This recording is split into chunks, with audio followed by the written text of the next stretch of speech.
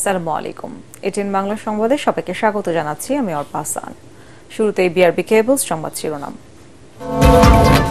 ঈদের আগে প্রধানমন্ত্রীর উপহারের ঘর পেলেন আরও 18,000 দরিদ্র পরিবার। 70টি উপজেলা ভূমি ও গৃহহীন মুক্ত ঘোষণা।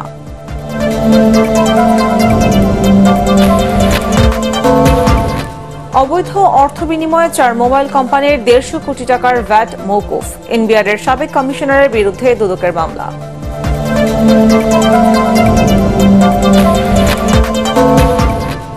মালয়েশিয়াগামী কর্মীদের 3,000 অভিযোগ মন্ত্রণালয়ে। ঈদের পর তদন্ত প্রতিবেদন, তাই কাউকেই ছাড় দেবে না সরকার।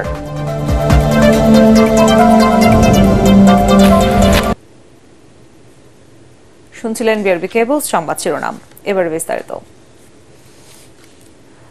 ভূমিহীন ও গৃহহীন প্রতিটি মানুষকে সুন্দর জীবন উপহার দেয়া বর্তমান সরকারের অঙ্গীকার বলে জানিয়েছেন প্রধানমন্ত্রী শেখ হাসিনা। মঙ্গলবার 174 উপজেলার 18,566টি পরিবারকে জমিসহ ঘর হস্তান্তর অনুষ্ঠানে তিনি একথা বলেন। গণভবন থেকে 3 জেলায় ভার্চুয়ালি যুক্ত হয়ে ঘর হস্তান্তর করেন প্রধানমন্ত্রী। এ সময় তিনি 70টি উপজেলাকে ভূমিহীন গৃহহীন মুক্ত ঘোষণা করেন। নিরঞ্জন দেবের ছবিতে ভোলা থেকে রিপোর্ট করছেন আবুল মাহমুদ। বিবি আয়েশা এতদিন নদীর পাড়ে পলিথিনে মোড়ানো ঘরে বসবাস করলেও এখন তার আশ্রয় ভোলার চর ফ্যাশনের চর কচ্ছপিয়ার আধা পাকা এ ঘরে। বাড়ি লয়ে গেছে নদী বেদিশে হইয়া তো এই দেশে আইছি। আমার বাড়ি হয়েছে যে আলিমুদ্দি বাংলা বাজারে এন দৌলতকার এদিকে আয়াতে এন অনকি ঘর আছিল পাইছি। অসহায় মানুষদের মুখে হাসি ফোটাতে 174টি উপজেলায় এবার 18,566টি গৃহহীন ভূমিহীন পরিবারকে আশ্রয়ণ প্রকল্পের ঘর হস্তান্তর করলেন প্রধানমন্ত্রী শেখ হাসিনা। গণভবন থেকে ভোলা জেলার চর ফ্যাশন, লালমনিরহাটের কালীগঞ্জ, কক্সবাজারের ঈদগাঁও উপজেলায় ভিডিও কনফারেন্সে যুক্ত হয়ে ঘরগুলো হস্তান্তর করেন তিনি। প্রধানমন্ত্রী বলেন, জনগণের সেবক হিসেবে অসহায় মানুষদের জন্য আশ্রয় প্রকল্পের মাধ্যমে ঘর তৈরি করে দিচ্ছে সরকার। যে ঘরগুলো আমরা করে দিচ্ছি এটা কিন্তু আপনার সম্পত্তি, যে পাবেন, যে নিচ্ছেন, যে পাচ্ছেন আপনার নিজের সম্পত্তি।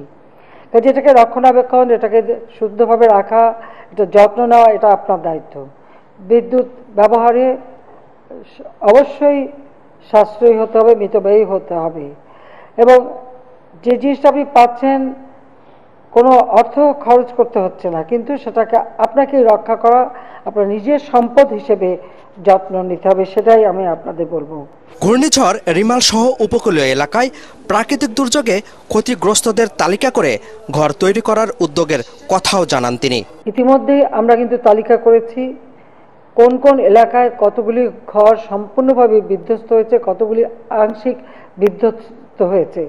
যেগুলি সম্পূর্ণ ক্ষতিগ্রস্ত তাদেরকে আমরা ঘর তৈরি করে দেব। আংশিক ক্ষতিগ্রস্ত তাদের জন্য আমরা ঘর নির্মাণ উপকরণ দিয়ে সহায়তা করব। অর্থাৎ এই যে প্রাকৃতিক দুর্যোগ, এই দুর্যোগে যারা ক্ষতিগ্রস্ত তাদের পাশে আমরা আছি। পরে 3টি জেলায় আশ্রয় প্রকল্পের সুবিধাভোগীদের সাথে মতবিনিময় করেন প্রধানমন্ত্রী। 1997 সাল থেকে বর্তমান পর্যন্ত আশ্রয় প্রকল্পের অধীনে দেশের প্রায় 50 লাখ মানুষ পেয়েছেন স্থায়ী ঠিকানা। এতে একদিকে গৃহহীন এবং ভূমিহীন মানুষদের যেমন দিন বদল ঘটছে, আরেকদিকে সামাজিক মর্যাদা বৃদ্ধি পাওয়ায় নতুন করে বেঁচে থাকার স্বপ্ন দেখছেন এসব অসহায় মানুষ। আপেল মাহমুদ, এটিএন বাংলা, চর ফ্যাশন, ভোলা। অবৈধ অর্থের বিনিময়ে 4 মোবাইল কোম্পানির 150 কোটি টাকা ভ্যাট মওকুফের অভিযোগে এনবিআরের সাবেক কমিশনার ওয়াহিদুর রহমান চৌধুরীর বিরুদ্ধে মামলা করেছে দুদক। কমিশন সচিব জানান, তদন্তে দোষ পাওয়া গেলে মোবাইল কোম্পানিগুলোর বিরুদ্ধেও ব্যবস্থা নেওয়া হবে। রিপোর্টে জানাচ্ছেন মাহবুব কবির চপল। রক্ষক হয়ে অনেকটা ভক্ষকের কাজ করেছেন বৃহৎ করদাতা ইউনিট বা মূসকের সদ্য সাবেক কমিশনার ওয়াহিদুর রহমান চৌধুরী। 2020 থেকে 22 সাল পর্যন্ত বেসরকারি 4টি মোবাইল ফোন কোম্পানির স্থান ও স্থাপনার ভ্যাট নির্ধারিত সময়ে পরিশোধ না করায় সুদ দাঁড়ায় 152 কোটি টাকা। এর মধ্যে গ্রামীণ ফোনের 58.5 কোটি, বাংলালিংকের প্রায় 58 কোটি, এয়ারটেলের 20 কোটি ও রবির 15 কোটি টাকা। এসব টাকা দ্রুত পরিশোধের চাপ দেন মূসকের তখনকার কমিশনার ওয়াহিদা, কিন্তু কয়েক মাস পরেই তিনি নিষ্ক্রিয় হয়ে পড়েন। এক পর্যায়ে নির্বাহী আদেশে সব টাকা মওকুফ করে দেন। অবৈধ সুবিধা নিয়ে তিনি এই কাজ করেছেন বলে উঠে আসে জাতীয় রাজস্ব বোর্ডের তদন্তে। ব্যবস্থা নিতে দুদককে চিঠি দেয় এনবিআর। এর প্রেক্ষিতে মামলা করল কমিশন।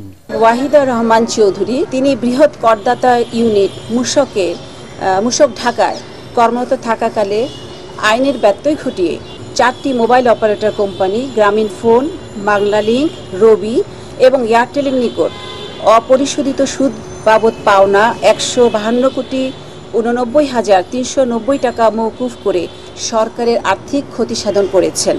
তিনি ক্ষমতার অপব্যবহার এবং অপরাধজনক বিশ্বাসভঙ্গের মাধ্যমে এই বিপুল পরিমাণ অর্থ আত্মসাৎ করে শাস্তিযোগ্য অপরাধ করায় তার বিরুদ্ধে 11 জুন 2024 তারিখে রুজু করা হয়। অবৈধ লেনদেন সমান অপরাধ হলেও 4টি মোবাইল ফোন কোম্পানির বিরুদ্ধে এখনই ব্যবস্থা নিচ্ছে না দুদক। তদন্তে দোষ প্রমাণ হলে আইনি ব্যবস্থা নেয়ার কথা জানান কমিশন সচিব। মামলার সংশ্লিষ্ট যতগুলো বিষয় থাকবে সেগুলি অবশ্যই তদন্তকালে সেটা মামলা যখন শুরু হবে তখন তদন্তকালে দেখা হবে। এটা আইও যিনি ইনভেস্টিগেট করবেন তিনি এগুলো বিষয় দেখবেন। সুষ্ঠু তদন্তের স্বার্থে মূসকের সাবেক কমিশনার ওয়াহিদাকে গ্রেফতার করা হতে পারে বলেও জানান তিনি। তদন্তকালে নিশ্চয়ই তখন করা হবে। মাহবুব কবির চপল, এটিএন বাংলা, ঢাকা। মালয়েশিয়ায় কর্মী পাঠানো নিয়ে অনিয়মের ৩,০০০ অভিযোগ জমা পড়েছে প্রবাসী কল্যাণ ও বৈদেশিক কর্মসংস্থান মন্ত্রণালয়ে। ঈদের পর এসবের তদন্ত রিপোর্ট প্রকাশ ও দোষীদের শাস্তির আওতায় আনা হবে বলে জানিয়েছেন প্রতিমন্ত্রী শফিকুর রহমান চৌধুরী। এক ব্রিফিংয়ে তিনি আরও জানান, ওমানে থাকা ৯৬,০০০ বাংলাদেশিকে বৈধতা দিতে যাচ্ছে দেশটির সরকার। তরিক ইসলামের রিপোর্ট। সম্প্রতি মধ্যপ্রাচ্যর কাতার, কুয়েত ও ওমান সফর নিয়ে প্রবাসী কল্যাণ মন্ত্রণালয়ে প্রেস ব্রিফিংয়ে কথা বলেন প্রবাসী কল্যাণ প্রতিমন্ত্রী শফিকুর রহমান চৌধুরী। মালয়েশিয়ার ব্যাপারে আমাদের তদন্ত কমিটি কাজ করছে। এ সময় মালয়েশিয়া ইস্যুতে সাংবাদিকদের প্রশ্নের জবাবে প্রতিমন্ত্রী বলেন, ক্ষতিগ্রস্তদের বিষয়ে যথেষ্ট আন্তরিক তার মন্ত্রণালয়, দোষীদের কোনো ছাড় দেয়া হবে না বলেও জানান তিনি। বাংলাদেশের ভাবমূর্তি বিশ্বের বুকে উজ্জ্বল হয়েছে এবং যারা ক্ষুণ্ণ করতে চায়, যাদের কারণে ভাবমূর্তি নষ্ট হচ্ছে, তাদের ব্যাপারে আমরা কোনোদিন ছাড় দিব না। তাদের ব্যাপারে তাদেরকে আইনের আওতায় এনে আইনানুগ ব্যবস্থা গ্রহণ করা হবে। কোনো ধরনের পক্ষপাতিত্ব না করে যাতে সুন্দরভাবে একটা রিপোর্ট আসে, যার মাধ্যমে মানুষ উপকৃত হয় এবং মানুষ আর যাতে ভবিষ্যতে এই ধরনের সমস্যার সম্মুখীন না হয় সেই ব্যাপারে আমরা কাজ করতেছি। এ সময় মধ্যপ্রাচ্য সফর ইতিবাচক জানিয়ে প্রতিমন্ত্রী জানান, ওমানে বৈধতা দেওয়া হবে দেশটিতে থাকা লক্ষাধিক প্রবাসী কর্মীকে। ৯৬,০০০ অবৈধ হয়ে গিয়েছিলেন কর্মী বিভিন্ন পর্যায়ে, সেগুলোকে তারা বৈধ করবে সেটা আমাদেরকে দিয়ে দিয়েছে। সেটা বড় অ্যাচিভমেন্ট এবং সেটা যাতে এই যে একটা ফিজ নেওয়া হয় সেই ফিজ যাতে মওকুফ করে তার জন্য আমরা তাদেরকে অনুরোধ করেছি এবং সে লেবার মিনিস্টার বলেছেন যে সেটা তাদের উচ্চ পর্যায়ে আলাপ করবে। ওমান, কাতার ও কুয়েতে পর্যায়ক্রমে আরও কর্মী পাঠানো সম্ভব বলেও জানান প্রতিমন্ত্রী। তরিক ইসলাম, এটিএন বাংলা, ঢাকা। দেশ এখন আজিজ বেনজিরের দুর্নীতির দেশে পরিণত হয়েছে বলে মন্তব্য করেছেন বিএনপি মহাসচিব মির্জা ফখরুল ইসলাম আলমগীর। দেশের অর্থনৈতিক অবস্থা তলানিতে দাবি করে তিনি বলেন, জিয়াউর রহমান স্বাধীনতার ঘোষক, অথচ ৪৩ বছর ধরে এই ইতিহাস জাতির কাছে ভুলভাবে উপস্থাপন করা হচ্ছে। গতকাল বিকেলে মানিকগঞ্জের মুন্নু সিটিতে ঢাকা বিভাগীয় বিএনপির আয়োজনে জিয়াউর রহমানের ৪৩তম শাহাদাত বার্ষিকী উপলক্ষে আয়োজিত সেমিনারে তিনি আরো বলেন, দেশ যখন অর্থনৈতিকভাবে পঙ্গু হয়ে গিয়েছিল তখনই জিয়াউর রহমান দেশের হাল ধরেছিলেন। জানাবো টি-20 বিশ্বকাপ ক্রিকেটের খবর।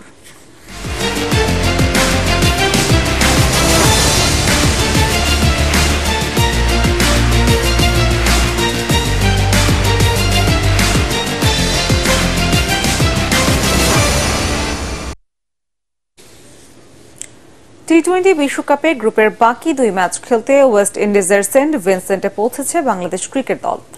বিশ্বকাপে টাইগারদের প্রথম 2 ম্যাচ ছিল যুক্তরাষ্ট্রে, আর পরের 2 ম্যাচ হবে সেন্ট ভিনসেন্টে। আগামীকাল নেদারল্যান্ডসের মুখোমুখি হবে টাইগাররা।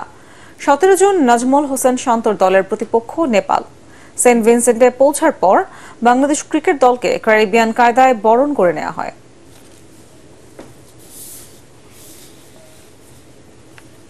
এবারে পার্টিক্স খেলার খবর।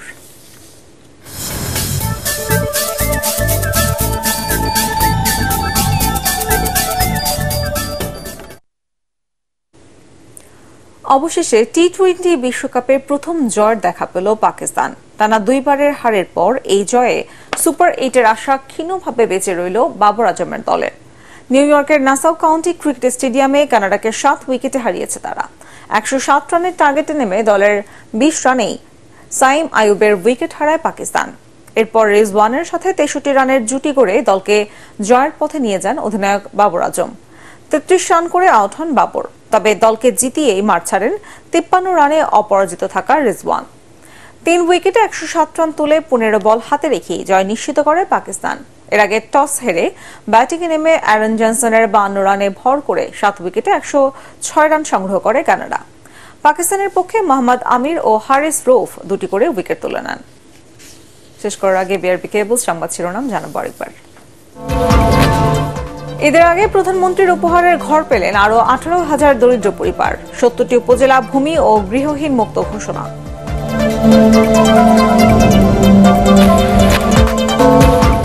অবৈধ অর্থ বিনিময়ে 4 মোবাইল কোম্পানির 150 কোটি টাকার ভ্যাট মওকুফ। এনবিআরের সাবেক কমিশনারের বিরুদ্ধে দুদকের মামলা।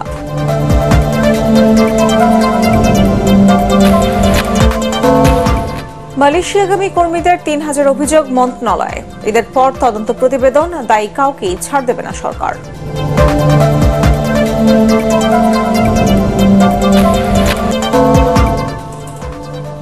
পরবর্তী সংবাদ দেখার আমন্ত্রণ জানিয়ে এখনকার মতো শেষ করছি। এটিএন বাংলা সংবাদ ইউটিউবে দেখতে ব্রাউজ করুন youtube/এটিএন বাংলা নিউজ। ধন্যবাদ সবাইকে।